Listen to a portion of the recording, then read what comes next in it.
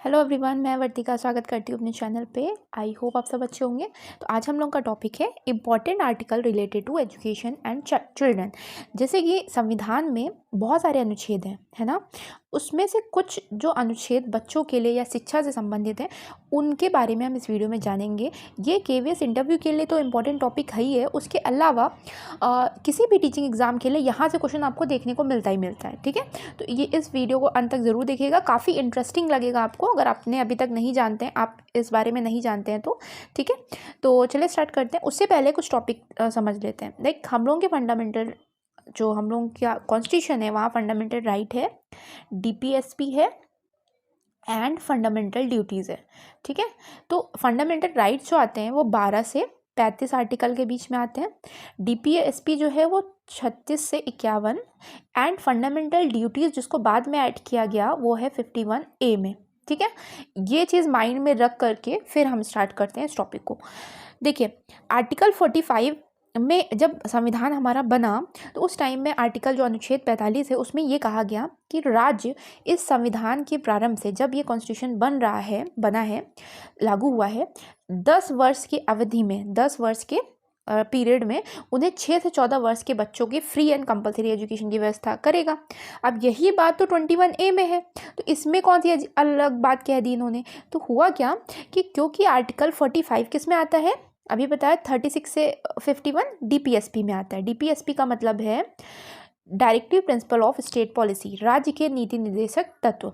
DPSP और fundamental right यानी कि मौलिक अधिकार में फ़र्क है। फ़र्क ये है कि मौलिक अधिकार को आप कोर्ट ले जाकर के चैलेंज कर सकते हो कि ये मेरा मौलिक अधिकार है, मुझे मिल नहीं रहा है, और आपको मिलेगा। उसके लिए मतलब अगर कुछ उसको उसके अगेंस्ट में कोई कुछ करता है तो कार्रवाई होती है। लेकिन डीपीएसपी में आप फोर्स नहीं कर सकते हो। डीपीएसपी में जो जो बातें दे रखी हैं वो राज्य अगर उस लायक है, उतना उसके पास फंडिंग है तो वो कर ले जाएगा, नहीं लायक है तो वो नहीं कर पाएगा। तो यही चीज़ हुआ उस टाइम पे भी, क्योंकि हम लोग जैसा आज़ाद हुए थे तो उतनी आर्थिक स्थिति सही नहीं थी। तो जो राज्य कैपेबल थे उन्होंने 6 से 14 वर्ष के बच्चों के लिए फ्री एंड कंपलसरी एजुकेशन दी, लेकिन जो कैपेबल नहीं थे उन्होंने नहीं दी। मतलब ये ओवरऑल पूरे देश में ये लागू नहीं हो पाया। ठीक है, आर्टिकल 45 में तो हुआ क्या, अब जैसे जब हम लोगों की थोड़ी आर्थिक स्थिति सुधरी तो एक संविधान में संशोधन किया गया।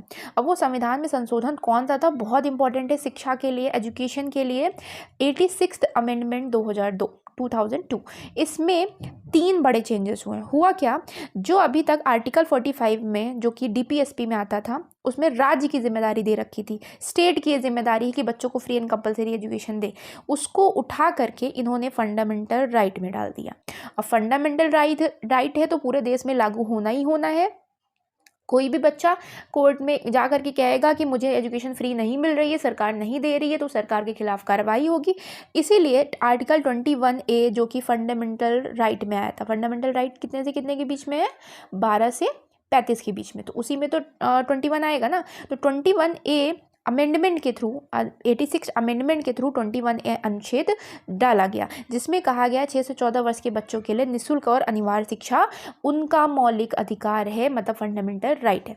तो फिर अब आर्टिकल 45 खाली थोड़ी ना रहेगा। तो आर्टिकल 45 में क्या कर दिया गया, कहा गया कि 6 वर्ष से जो कम बच्चे हैं, मतलब 0 से 6 वर्ष जब बच्चा पैदा होता है और 6 वर्ष तक, उनके लिए जो प्रारंभिक बाल्यावस्था की देख रेख की जिम्मेदारी है वो राज्य करेगा। क्योंकि ये स्टेट पॉलिसीज़ के अंदर आता है, मतलब राज्य की जिम्मेदारी है, तो राज्य अगर सक्षम है तो करेगा, नहीं सक्षम है तो नहीं करेगा, कोई कहने वाला नहीं है। हालांकि अब तो किया जा रहा है। तो यहाँ पे ECCE की बात आप ऐसे समझ सकते हो, अर्ली चाइल्डहुड केयर एजुकेशन, ये आर्टिकल 45 में आ गया।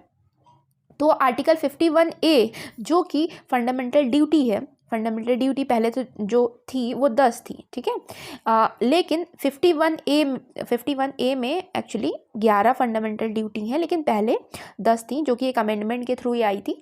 I think article 42 amendment, sorry, तो ये किस में था, आर्टिकल 51 है, जो कि 42वें संविधान संशोधन 1976 द्वारा जोड़ा गया था। खुद ही ये पूरा जोड़ा गया था। अब इसमें पहले कितने कर्तव्य थे लोगों के, पहले केवल 10 कर्तव्य थे, लेकिन 86 अमेंडमेंट के थ्रू एक और कर्तव्य जोड़ दिया गया।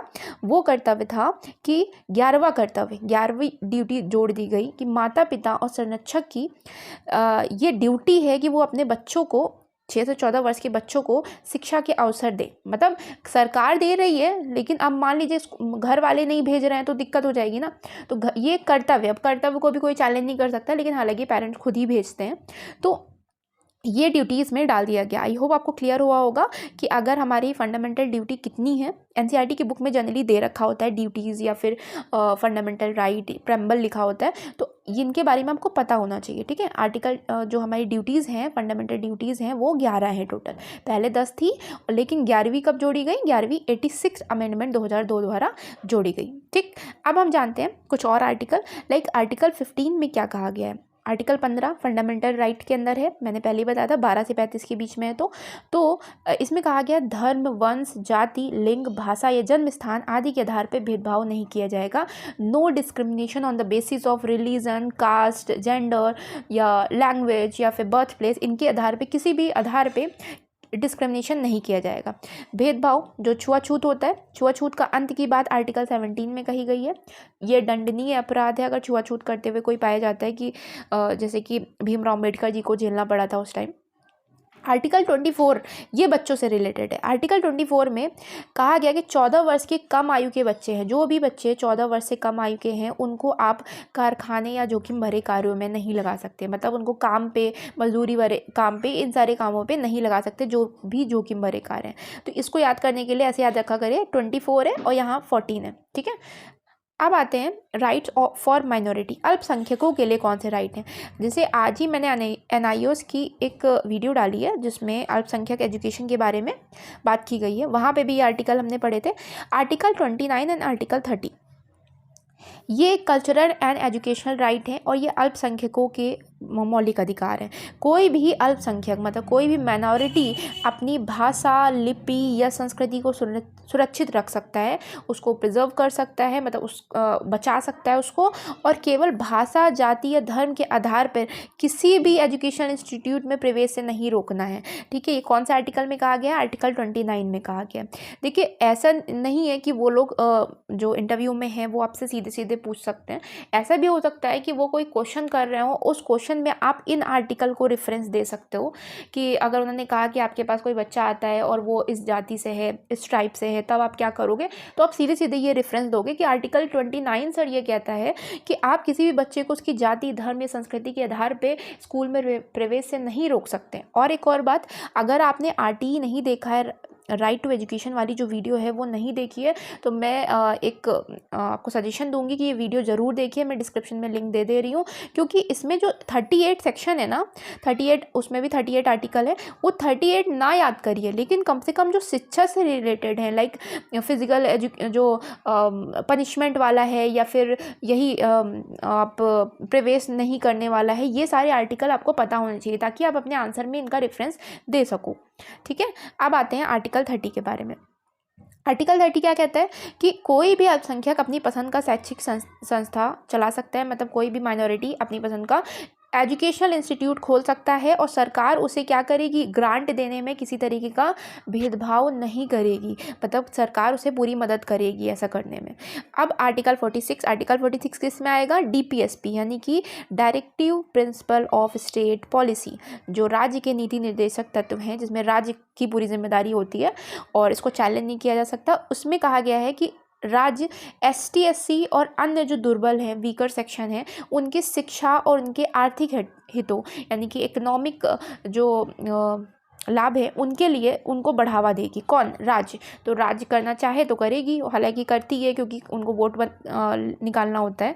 अब आता है आर्टिकल 350A। 350A इंपॉर्टेंट इसलिए है क्योंकि हम लोग स्टार्टिंग से देखते आ रहे हैं, सीटेट सबसे पहले एग्ज़ाम तो सीटेट ही रहता है वैसे किसी भी टीचिंग एग्ज़ाम में आगे बढ़ने के लिए। तो सीटेट में हमने देखा था मातृभाषा को बहुत बताया गया कि बच्चों को हमको पढ़ाना मातृभाषा में है, ऐसे करना है, वैसे करना है। तो ये हमारे किस आर्टिकल में कहा गया? आर्टिकल 350A में कहा गया है कि प्राथमिक स्तर पे, प्राइमरी लेवल पे शिक्षा का जो मीडियम होगा वो क्या होगा? मातृभाषा होगा, ठीक है।